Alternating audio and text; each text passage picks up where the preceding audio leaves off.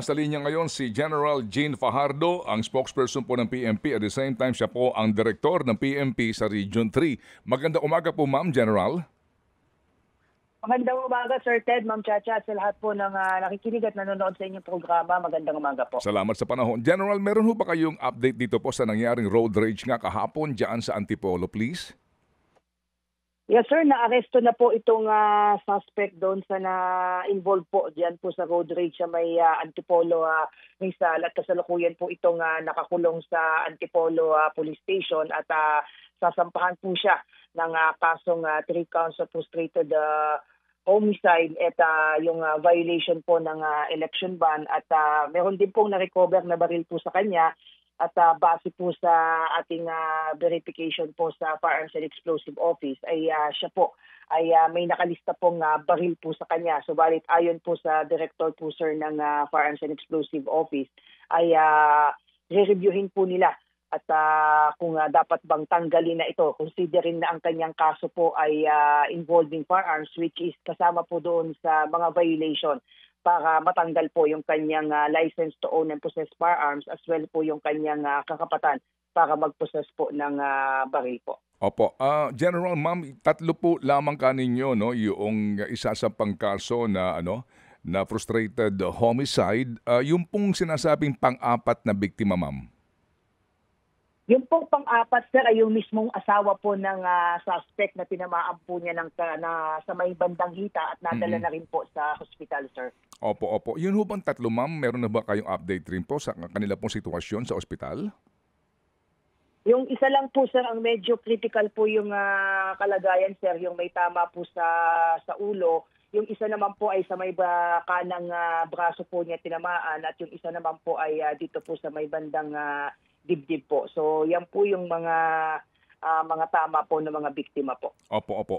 Ma'am, so far ho ba, meron ba kayong detalye kung ano ba pinagmulan po dito, itong gulong ito? Ayon po sa mga saksi po, sir, at doon sa mga interview po sa biktima at even doon po sa suspect ay accordingly po ay nagkaroon po ng gitgitan at sinideswipe di umano nitong Fortuner na minamaneho po ng suspect itong NMAX na motor po ng biktima, yung anak, at nagsumbong po ito sa tatay kaya hinabol po nila hanggang sa maabutan daw di umano itong lulan po ng Fortuner diyan po sa pinangyarihan po ng krimen at nagkaroon nga po ng pagtatalo, nagkaroon ng komosyon, nagkasuntukan po yung tatay po ng bata at ang suspect at maya-maya nga po ay pumunot na nga po ng baril po itong suspect at namutok na po.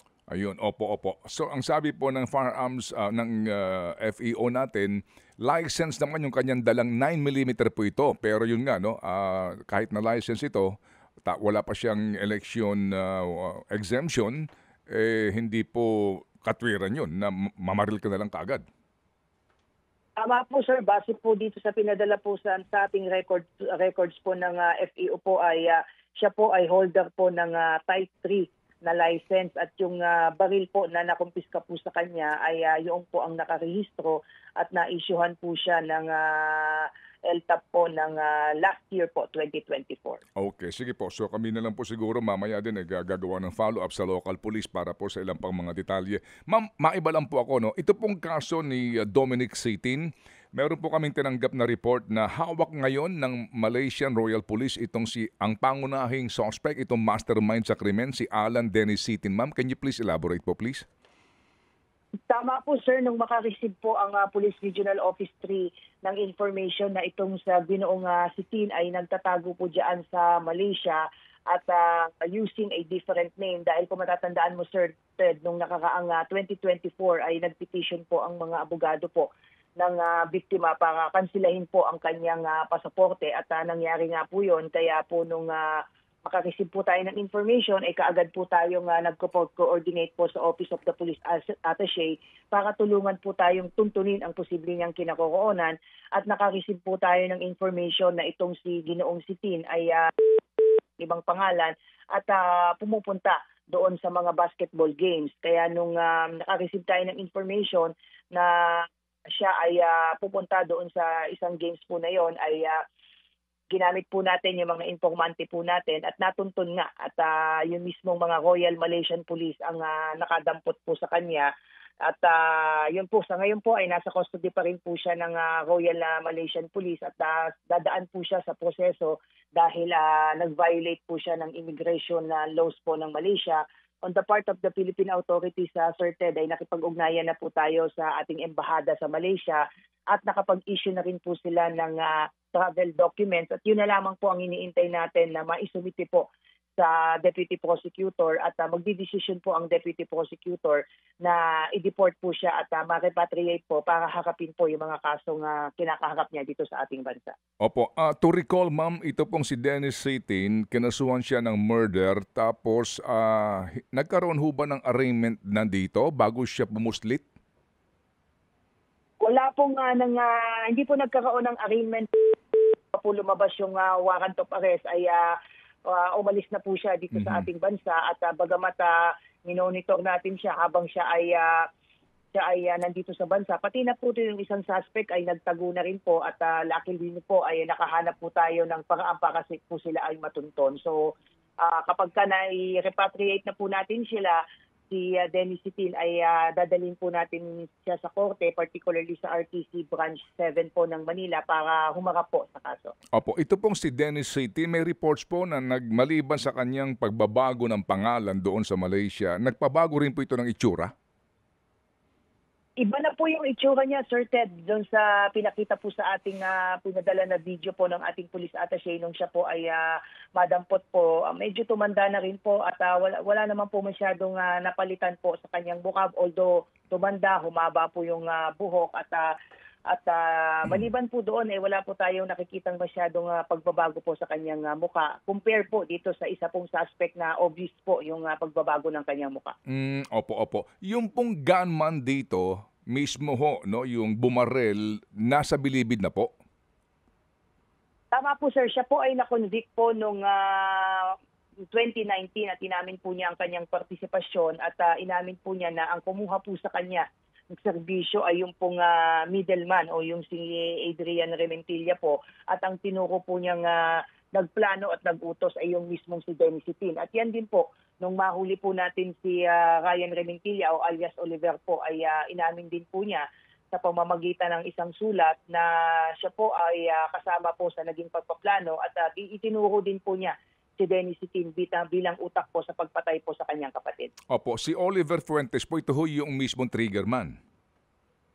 Hindi po, sir. Ang triggerman po, sir, si Edgardo Luib alias Injek, nakababata naman po nitong si Oliver Fuentes. According to the statement po ng extrajudicial confession po nitong si Rementilla po ay pinagplanuhan po ito at pinahanap po siya ng papatay po, yung magtatrabaho at kinuha po niya itong si Edgardo Luib na siya namang kababata niya diyan po sa Laguna at pinagplanuhan nga po niya na mga ilang linggo bago po nangyari yung krimen noong November 28, 2018 po. Opo, so bali itong Oliver Fuentes at saka itong Rementilla ang magkasabwat para kunin yung gunman.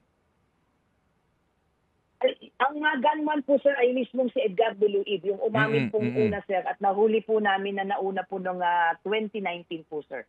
Opo. Yan po yung sinasabi niyo po, Sir Ted, na nakakulong po ngayon sa bilibid po dahil dumaan na po siya sa legal process po at nung umamin po siya ay na-convict na po siya ng korte po. Opo. At yung pong Rementilla nga, ito po yung naging kumbaga go-between, no? Between the mastermind para kunin po itong gunman. No? Tama po, sir. At yan din po ay nahuli na rin po natin na halos nakasabay po the same araw po ni Dennis Saitin po. Dahil bago pa po namin kuhanin na Sir Ted itong si Dennis Saitin ay mga ilang linggo, mga almost close to 1 month na po namin binabantayan itong si Rementilla at para hindi po tayo magkaroon ng possibility na meron pong makakatakas sa kanila ay nung madampot po natin na si Dennis Saitin ay kaagad po natin siyang pinuntahan, subalit hindi pa nga po natin siya kaagad nakita at halos gabi na po, papagabi na po natin siyang nakuha at awa naman ng Diyos, Sir Ted, ay nakuha din po natin itong si Oliver. Opo. So ma'am, meron na ho bang petsa ng repatriation itong si Dennis Saitin para humarap sa hukuman? Inaasahan sir natin na mga bago matapos itong linggo po na ito ay magkakaroon po ng development po diyan, kagaya po nung nabanggit ko kanina ay nakapag-issue na rin po ng travel documents po yung embahada natin sa Malaysia to allow his travel from Malaysia to the Philippines po. Ang iniintay na lang namang natin Sir Ted ay maiharap itong si Dennis Sitin na according sa proseso po ng Malaysia ay kailangan po niyang iharap sa deputy prosecutor to face yung violation of immigration laws po ng Malaysia, and from there po ay i-turn over po siya sa immigration, and the immigration po ay magpoproseso po para i-repatriate po siya papuntang Pilipinas. So hopefully bago matapos po itong linggo po na ito ay matapos po yung proseso sa Malaysia po. Opo. Meron na ho bang report, ma'am, ang inyong mga operatiba dyan sa Region 3 PNP kung paano nakalabas ng bansa ito, considering po that time meron na siyang mga wanted posters eh? Yun po yung inaalam natin ngayon, sir, dahil doon sa naumpisahan ko kasi, Sir Ted, itong kaso po na ito naka-assign ako dito sa Pampanga nung mangyari yun at talagang napakahabang panahon namin hinabol to. At yung coordination namin sa immigration ay lumalabas na wala siyang record na nakalabas siya ng bansa.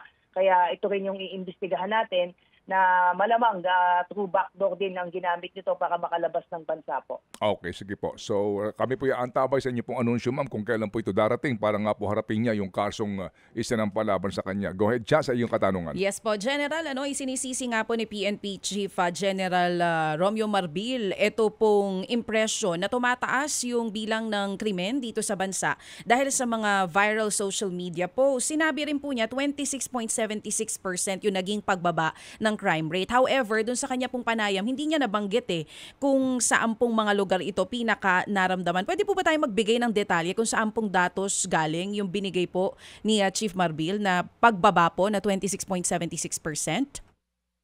Galing po yan, ma'am, doon sa ating crime information research analysis system po. Yan po yung system po, ma'am, na ginagamit po ng PNP na kapag mayroon pong mga insidente pong nangyayari sa nationwide po ay kaagad po yung naitatala po sa database po ng PNP papunta po ng national headquarters. At yan po yung sinasabi po natin na napakahirap pong doktorin o dayain po ito, ma'am Chacha, dahil system po ito at hindi po natin po pwedeng dayain o manipulahin po itong system po na ito dahil marami pong safeguards para itinker po itong system po na ito. At nationwide po yan, ma'am, yung sinasabi po ng ating Chief PNP at yan naman po ay nationwide nating naitala at ito yung sinasabi po, ma'am, ni Chief PNP na bagamat, classic example, ma'am, itong nangyari sa mismong kaso dyan sa Antipolo, yung road rage na talagang kung titignan mo ay million po yung views na yan. So ang perception pong naibibigay po niyan ay talagang magulo dito sa ating Pilipinas dahil nga paulit-ulit at talagang kumakalat itong mga ganitong klaseng incident. Pero kung titignan mo natin, ma'am, sa pangkalahatan, ay talaga naman pong bumaba po yung statistika po ng ating krimen. Oo, sinasabi din po ni Chief Marbil na kailangan ng proactive communication at responsible information sharing. Ano po ngayon ang ginagawa ng inyong ahensya para masigurong tama po at balanse yung mga impormasyon na lumalabas ngayon online na lahat ng nagva-viral video is really accurate? At kung may mali man, ano pong ginagawa ng PNP dito to debunk yung mga fake news naman na may kinalaman po sa krimen? Sa mga ganitong kagayang panayam, Mama Chacha, ay napapaliwanag po natin kung saan nga po nangyayari po itong mga insidente po na to particular. At marami po tayong namomonitor po ng mga insidente ng hindi naman totoo na matagal nang nangyari, in-revive uli po ngayon. Talagang there is a deliberate attempt ka po to paint a picture na magulo po talaga dito sa ating bansa. At tama po kayo, dahil nga po dyan ay nakiusap po yung ating Chief PNP sa ating mga influencer, yung mga social media user po na maging responsable po sa kanilang paglalabas po ng mga balita. At unlike po kasi, Ma'am Chacha, sa mga kagaya po nitong nating panayam sa mga mainstream media ay mataas po talaga yung responsibilidad na inaatang po sa inyo ng ating mga major networks. Unlike po ang mga social media user, kahit sino po ang maglabas diyan, wala po talagang safeguards diyan. Kaya ang pakiusap po natin, sana maging responsable po sila at ibalita lang po at i-share po yung mga totoong balita. At kung hindi po sila sigurado, ay open naman po ang ating Philippine National Police para i-correct po at ipaliwanag po at magbigay po ng clarification sa mga insidente pong nangyayari sa ating bansa po. Okay, opo. Ma'am, pahabol lang po ito. Ito hong mga election hotspots natin for PNP, may mga binabanggit na ho ba kayong mga lugar ngayon na nasa red status and possibly po mai-recommenda ho ba ninyo sa COMELEC na maging under COMELEC control? Yung ating pong areas of concern po, Sir Ted, ay naglabas na po ng bagong datos po as of March 19 po, Sir, ay yung pong dating na nailabas po ng January 8 na 403 ay bumaba po yan ng 386. Pati po yung mga areas under red category po, from 38 ay bumaba po yan ng 36, but majority if not all po nitong 36, particularly 30 po ay nasa Bangsamoro Autonomous Region, bagamat yung mga areas po under orange category ay nabawasan din po yan. From 177 ay naging 156. Samantalang yung yellow category naman po, from 188 ay naging 194 po. So meaning bumababa po ang bilang nitong mga hotspots? Tama po, sir. As of Okay. March 19 po ay bumaba po yan, sir. Okay, sige po. Sige, so ma'am, kami po yung muling tatawag sa inyo ha pag meron po kami gustong klaruhin ng mga balita. Dahil ika nga po ninyo, maganda po itong partnership para po naman po maipalaganap natin ang tama at totoong balita. Salamat po, General. Maraming salamat, Sir Ted, Ma'am Chacha, at magandang umaga po. Thank you.